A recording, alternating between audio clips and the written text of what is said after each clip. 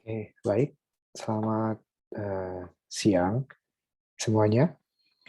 Eh, ya, sekarang kita berjumpa di materi yang kedua ya untuk eh, mata kuliah teknologi fermentasi. Eh, dan untuk materi kali ini merupakan materi pertama, di mana materi pertama disampaikan oleh Pak Yayon mengenai pendahuluan tentang teknologi fermentasi. Dan sekarang kita akan membahas mengenai materi kedua tentang preservasi mikroba dan media fermentasi.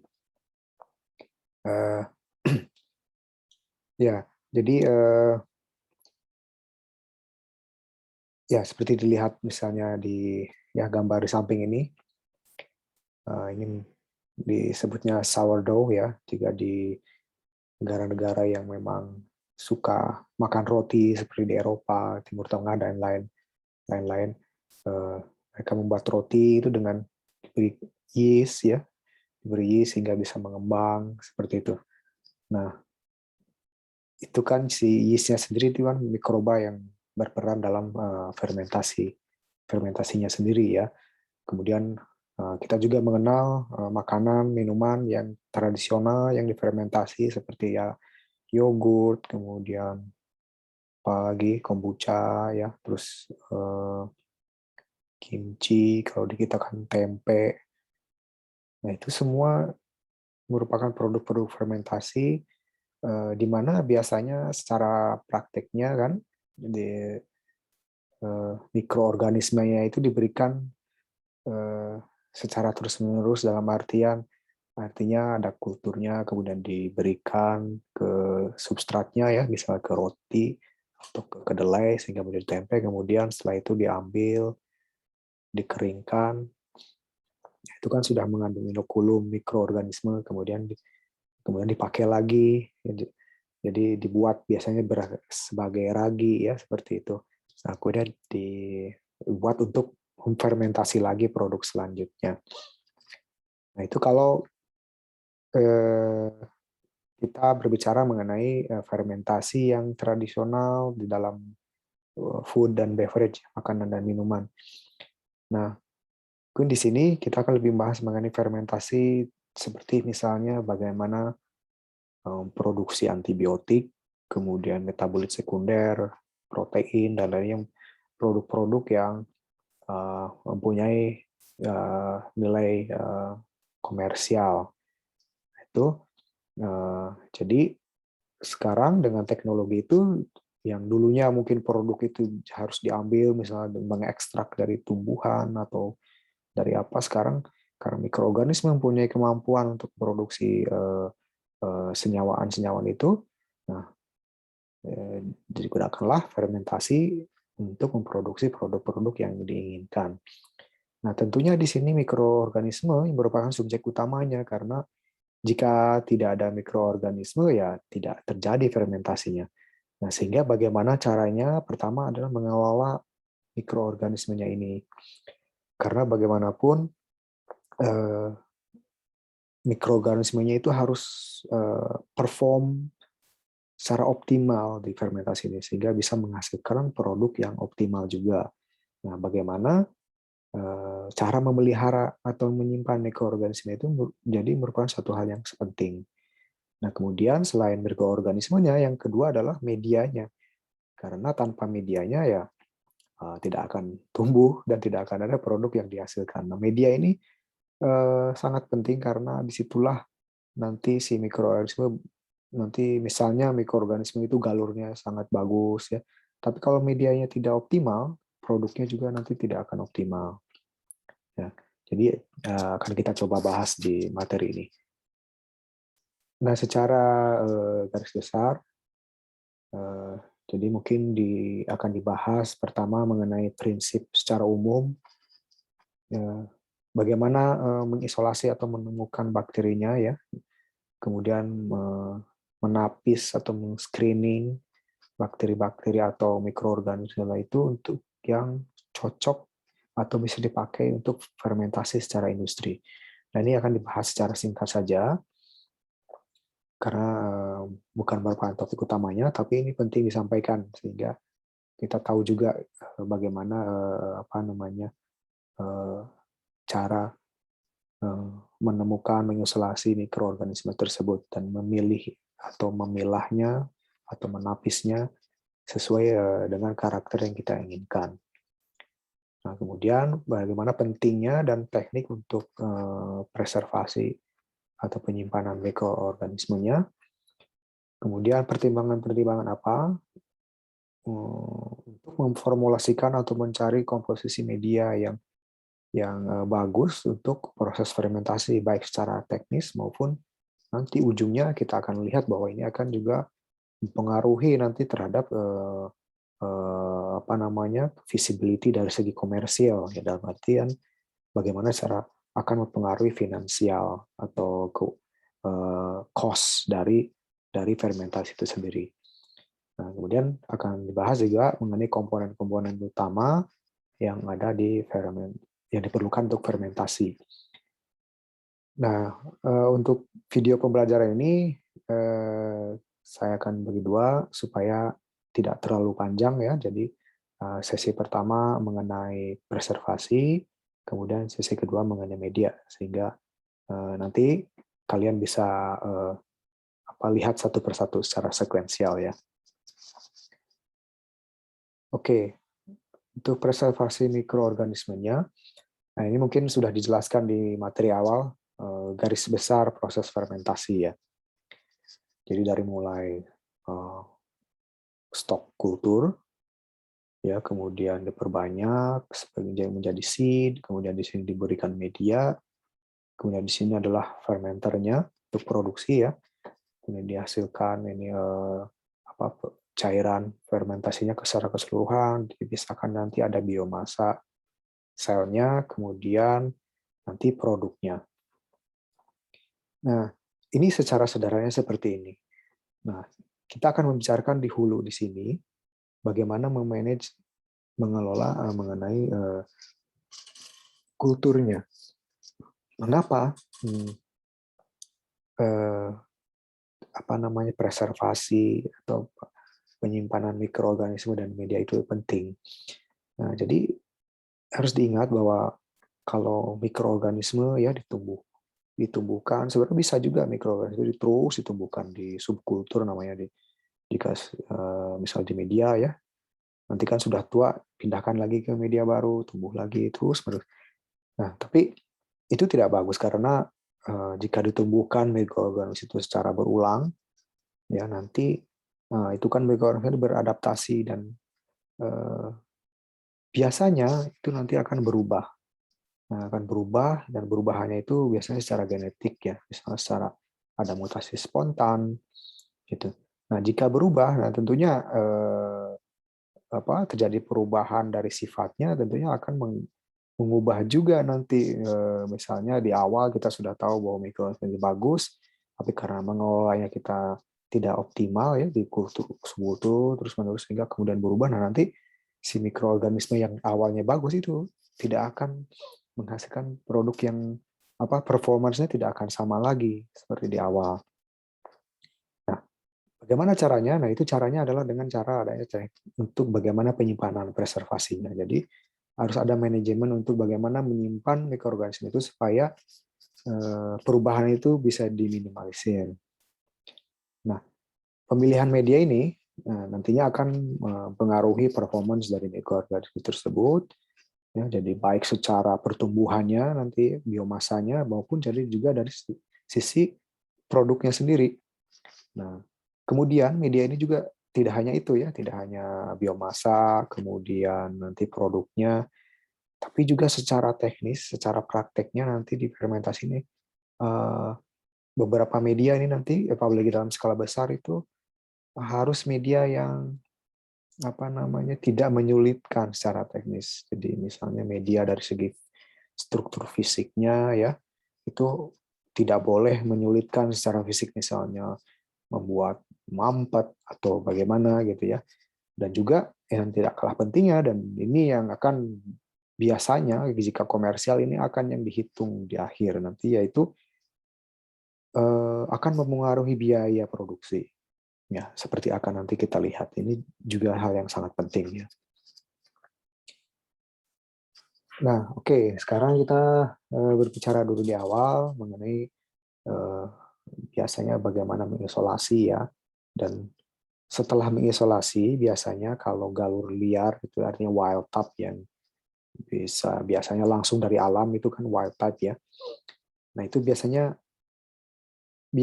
dia tidak terlalu optimal, atau walaupun optimal itu biasanya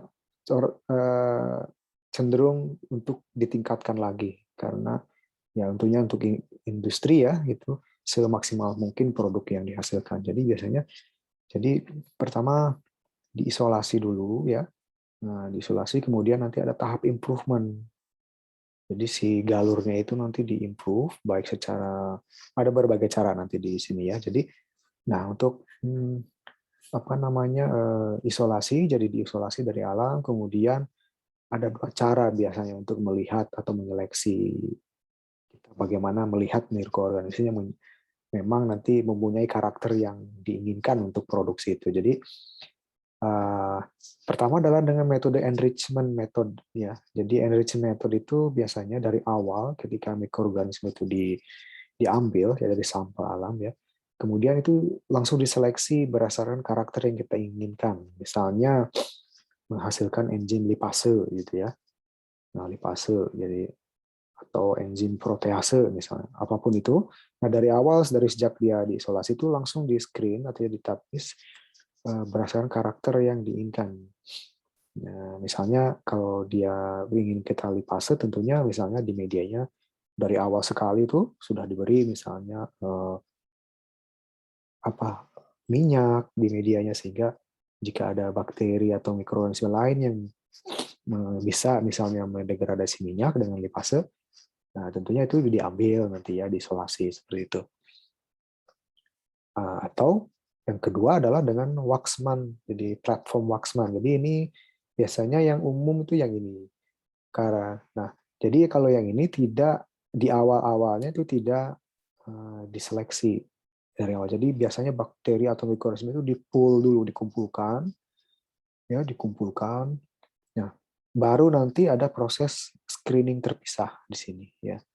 Jadi misalnya mikroorganisme yang menghasilkan antibiotik, biasanya langsung diambil saja dulu apa yang didapat di situ, ya mikroorganismenya. Kemudian nanti ada proses penapisan atau screening yang terpisah. Jadi misalnya jika itu misalnya menghasilkan antibiotik, nah jadi nanti di proses screening ini biasanya bakteri-bakteri atau mikroorganisme yang ada itu baru di screening. Jadi misalnya mana yang menghambat pertumbuhan bakteri atau cendawan lain, atau bakteri lah misalnya untuk antibiotik ya.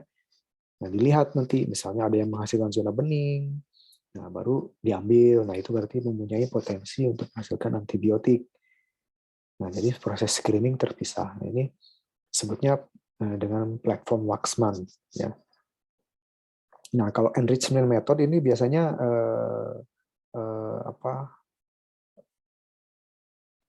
ada kelemahannya, misalnya ya, kelemahannya mungkin bahwa biasanya sulit jika di awal sudah ditapis atau di screen. Jadi biasanya mikroorganismenya itu misalnya dapatnya hanya sedikit, misalnya.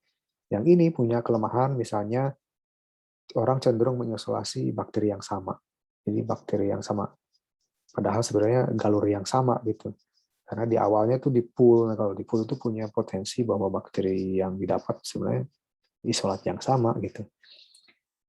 Nah, kemudian setelah di screening kan kita dapat misalnya isolat-isolat bakteri atau cendawan yang kita inginkan. Nah, baru biasanya ini hampir pasti ada pengembangan galur. Jadi dengan upaya untuk meningkatkan produksi. Jadi misalnya dengan mutasi di random ya, jadi misalnya dengan mutagen diberikan UV misalnya ya, atau ethylene bromide ya, yang bisa mengubah. Jadi ini secara random, untung-untungan lah ya istilahnya. Kemudian site directed mutagenesis, jadi mutagenesis yang sudah terarah. Jika kita tahu targetnya apa, itu bisa dibuat agenesis sengaja, kemudian dia berubah jika kemudian di screen lagi ya apakah ada peningkatan misalnya. Atau langsung misalnya dengan DNA rekombinan atau ya jadi transgenik misalnya, atau sekarang sih sudah ada CRISPR ya misalnya gitu. Nah, ini teknologi rekombinan DNA. Kemudian dengan rekayasa metabolik. Nah, rekayasa metabolik ini biasanya dengan cara misalnya memanipulasi medianya, misalnya seperti itu ya. Kemudian juga fusi protoplas. Nah, fusi protoplas biasanya sih untuk yang eukariot ya, seperti yeast misalnya. Nah, itu fusi protoplas. Oke, mengapa pengembangan galur ini diperlukan? Ya, seperti tadi saya jelaskan secara singkat, jadi mikroorganisme yang liar, wild type, itu biasanya produktivitasnya itu tidak optimum. Ya. Nah, kemudian jika dilihat kan bahwa mikroorganisme yang terisolasi itu kan terbiasa hidup di alam. Jadi misalnya diambil dari akar, dari tanah, itu kan kondisinya jauh sekali dengan di lab ya. Di lab itu dengan media, di petri dish misalnya, media itu kan tidak di alam tidak seperti itu. Nah, jadi biasanya karena ya proses adaptasi itulah biasanya mikroorganisme itu apa yang wild type ini biasanya proses adaptasinya tidak optimal misalnya.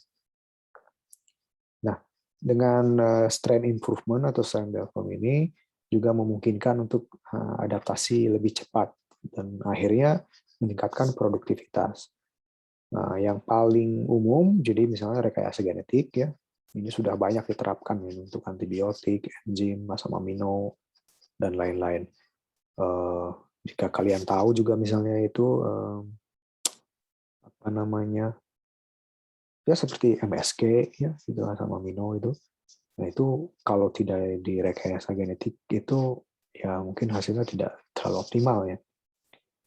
Nah, kemudian juga amplifikasi gen, jadi gennya ditambah ya. Jadi misalnya di LAC-Z untuk produksi penambahan gen LAC-Z jadi 4 kopi di E. coli misalnya. Nah, nanti akan meningkatkan produksi beta galaksidase. Nah, ini gambaran umum saja, jadi secara umum ini bisa beda ya, tapi biasanya secara umum adalah karakteristik galur yang ideal itu ya seperti ini ya, jadi misalnya tumbuhnya cepat, stabil secara genetik ya, tidak mudah berubah, tidak beracun, non toksik kepada manusia. Kemudian ya ini ukuran selnya besar sehingga mudah dipisahkan ya dari cairan medianya gitu. Ya kalau ini sih tidak kadang ini tidak bisa diubah ya gitu. Kalau mikroorganisme ukurannya seperti itu ya tidak bisa diubah lagi. Nah, tentunya kemampuan untuk memakai substrat yang murah. Nah, ini penting ya karena misalnya mikroorganisme ada 2 isolat misalnya bagus ya, tapi yang satu bisa memakai substrat yang lebih murah. Nah, itu tentunya yang ini lebih unggul gitu, dibanding yang satunya lagi seperti itu ya. Ini dan lain-lain seperti ini ya. Banyak. Ini tergantung secara general seperti ini, tapi biasanya ada juga tergantung produknya apa nanti yang diinginkan atau proses fermentasinya beda misalnya, itu harus ada karakter sendiri. Itu biasanya bisa sesuai kebutuhan lah ya ininya. Nah, misalnya saja untuk yang produksi enzim misalnya, jadi si galur ini harus bisa mengekspresikan atau bisa mengekspresikan secara heterologus misalnya. Heterologus itu artinya misalnya dari gen dari yang organisme lain dimasukkan ke situ dan dia bisa itu mengekspresikannya itu secara heterologus misalnya.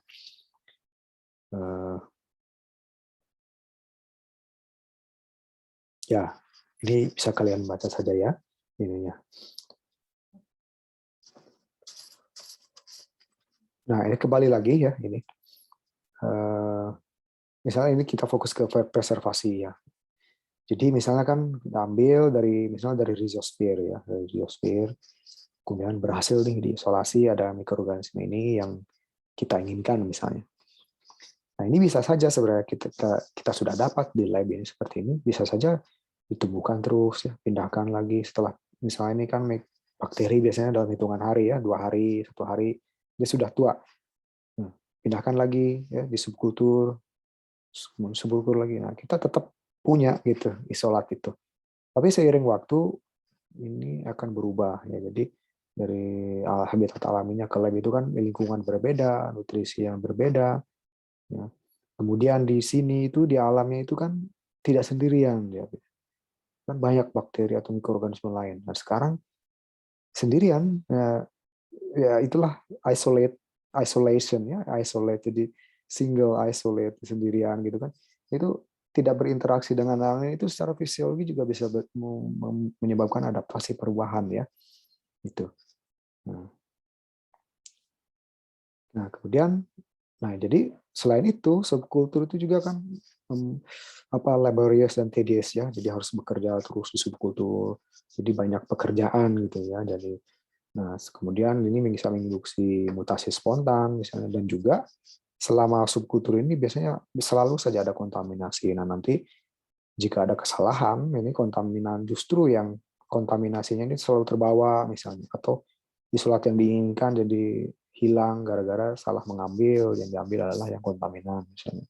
Jadi ada risiko ke situ juga. Nah, jadi bagaimana cara mengelola kultur itu? Jadi ini secara sederhananya flow-nya seperti ini ya. Ya, apa namanya? Jadi diisolasi ya dari alam, kemudian di screening, kita dapatkan misalnya mikroorganisme yang diinginkan karakternya, kemudian di preservasi ya, preservasi. Nah, ini biasanya tahap ini tuh harus immediate, artinya segera, seketika setelah didapatkan mikroorganisme yang diinginkan, supaya safe ya, jadi tidak hilang, bisa saja ada kesalahan misalnya terbuang atau langsung di preserve. Nah, setelah ini biasanya ini ada strain improvement. Jadi ketika sudah disimpan biasanya dicoba diimprove ya, dimodifikasi galurnya itu, jika dapat misalnya yang lebih bagus dari wild type, tentunya harus di preserve ya, harus disimpan lagi. Nah, dari preservation ini nanti ada yang disebut culture bank. Nah, ini akan dijelaskan. Jadi bagaimana mengelola, kan ini mikroorganisme itu harus dipakai untuk fermentasi ya. Nah, bagaimana caranya supaya misalnya pemakaiannya itu nanti tidak memakai isolat-isolat yang sudah disimpan, nanti kehabisan. Nah, bagaimana caranya? Itu biasanya dengan membuat culture bank, jadi bank kultur ya. Nah, dari sinilah nanti kemudian dari culture bank ini yang dipakai untuk fermentasi. Nah, nanti ada masternya di sini nanti ya. Jadi ada masternya yang tidak di otak-atik gitu. Nah, untuk metodenya sendiri untuk preservasi ini ada beberapa ya. Ini di sini ada 4, tapi sudah ada cara-cara lain juga yang lain ya. Nah, jadi secara ini sebetulnya ada 2 yang utama. Nah, jadi dengan penyimpanan di suhu rendah atau penyimpanan dengan di dalam bentuk yang dehidrasi ya, yang airnya sudah diminimalkan ya, sudah dihilangkan dalam bentuk kering. Nah, yang dengan temperatur rendah itu jadi misalnya di agar miring atau cryopreservation, kemudian dalam bentuk kering itu biasanya dried cultures atau dengan liofilisasi. Liofilisasi ini disebut juga dengan freeze dry ya, freeze dry. Nah, jadi misalnya untuk agar miring misalnya. Agar miring seperti ini ya, biasanya disimpan di kulkas di suhu 5 derajat atau di freezer -20 ya. Nah, ini untuk agar miring ini umurnya tidak terlalu lama ya, jadi biasanya dalam setiap 6 bulan atau 1 tahun itu harus harus diremajakan lagi, subkultur lagi, karena biasanya kalau terlalu lama dia bisa mati, tidak terlalu awet ya. Nah, kemudian untuk cryopreservation biasanya itu di freezing di suhu yang sangat rendah. Jadi di bawah 135 dan biasanya di bawah 150 atau minus 196 ya. Jadi ini biasanya ini memakai nitrogen cair. Jadi langsung di cold shock, jadi di flash frozen ya. Jadi langsung dicelup dalam selama beberapa detik dalam suhu yang sangat rendah. Biasanya menggunakan nitrogen cair. Kemudian kultur kering. Kultur kering biasanya ini untuk organisme yang menghasilkan spora seperti cendawan atau actinomycete ya. Jadi biasanya dicampurkan si spora itu di tanah ya. Kemudian tanahnya itu nanti dikering anginkan biasanya. Terus nanti disimpan. Nah, kemudian ada juga ya tadi freeze drying ya, lyofilisasi. Jadi ini di freeze ya, kemudian di pengeringan di kondisi vakum. Sehingga nanti menghasilkan air itu nanti dalam sel itu mengalami sublimasi. Nah, biasanya dalam bentuk seperti ini ya, dalam bentuk ampul ini. Nah, ini dalam kondisi kering ini. Nah, kalau ini biasanya bisa disimpan di suhu ruang atau di kulkas ya. Gitu. Nah, kalau yang ini, kalau cryopreservation ini harus disimpan di suhu rendah. Jadi setelah dicelupkan ke nitrogen cair harus disimpan di freezer. Nah, ini misalnya untuk cryopreservation ya. Nah, jadi biasanya di minus ini ya 135, kemudian minus 150, minus 196. Oke, mungkin ini agak membingungkan, tapi artinya dia di flash frozen di suhu yang rendah ini, kemudian biasanya disimpan di dalam freezernya itu tidak bisa dalam suhu seperti ini ya. Itu biasanya di minus 80, jadi minus di lemari seperti ini, minus 80 derajat. Nah, jadi biasa si mikroorganisme ditumbuhkan di tahap eksponensial, kemudian diambil selnya ya, kemudian ditambahkan dengan cryoprotectant.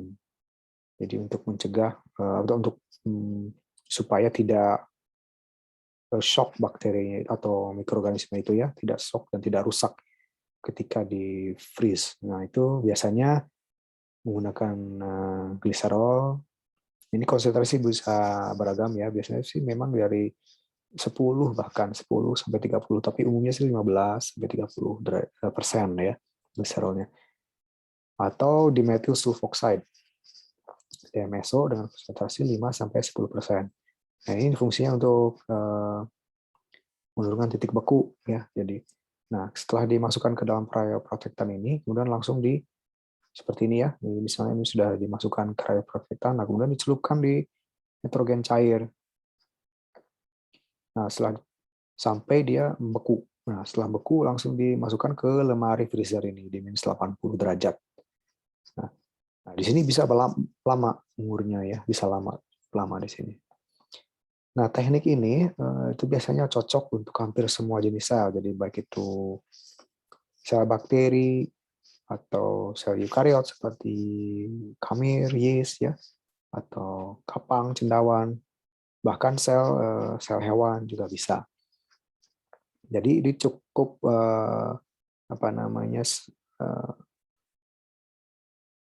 fleksibel ya untuk jenis selnya, sehingga memang metode ini yang paling banyak dipakai untuk di laboratorium terutama ya. Ini paling banyak dipakai. Nah, ini viability can be up to many years, jadi lumayan bisa bertahun-tahun di sini ya. Nah,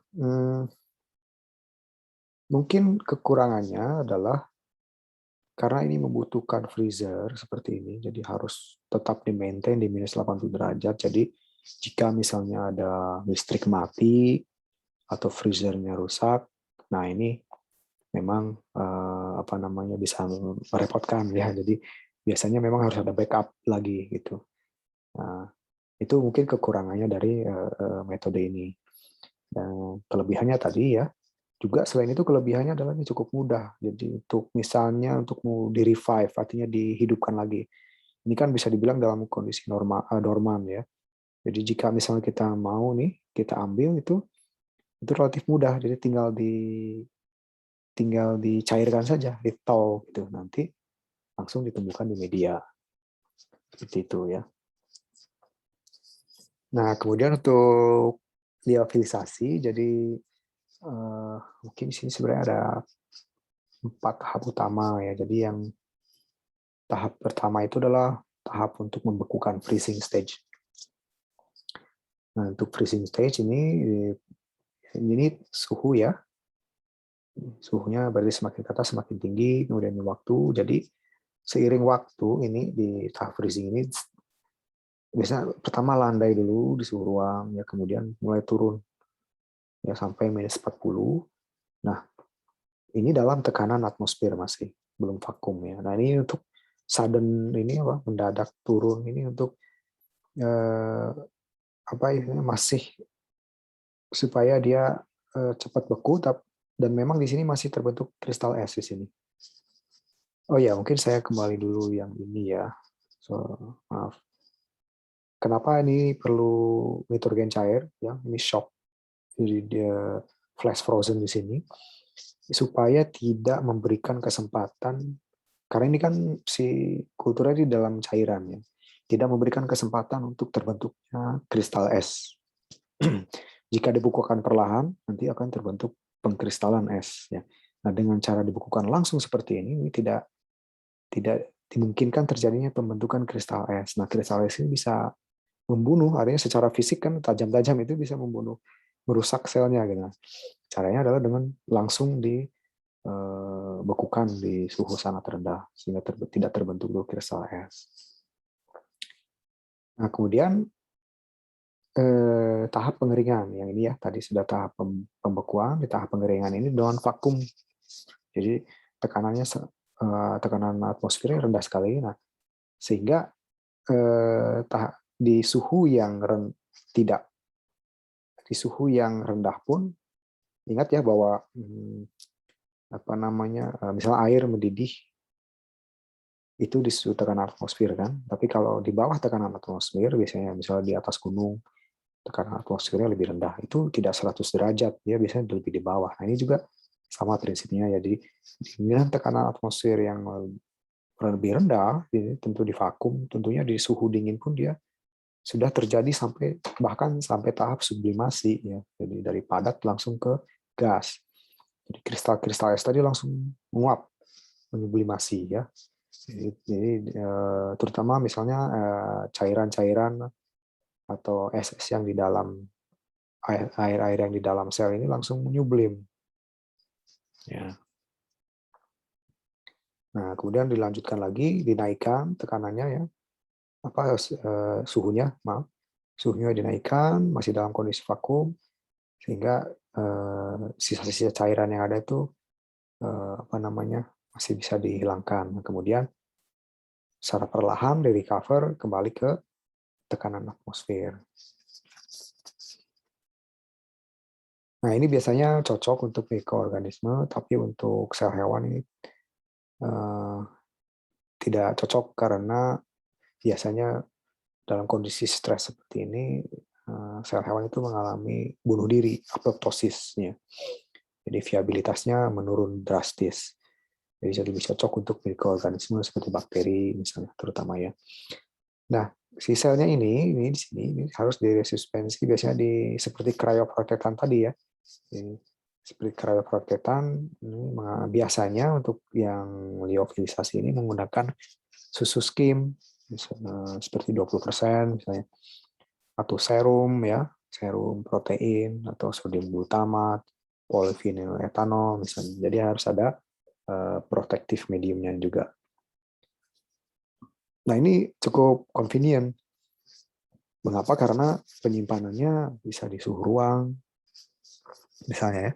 Nah, ini sehingga biasanya kalau transfer kultur ya, misalnya ada di institusi tertentu, misalnya ada yang meminta di institusi lain meminta, nah itu sehingga bisa cukup disimpan di suhu ruang kan, bisa dimasukkan ke amplop misalnya, atau apa yang tidak memerlukan pendinginan selama di perjalanan.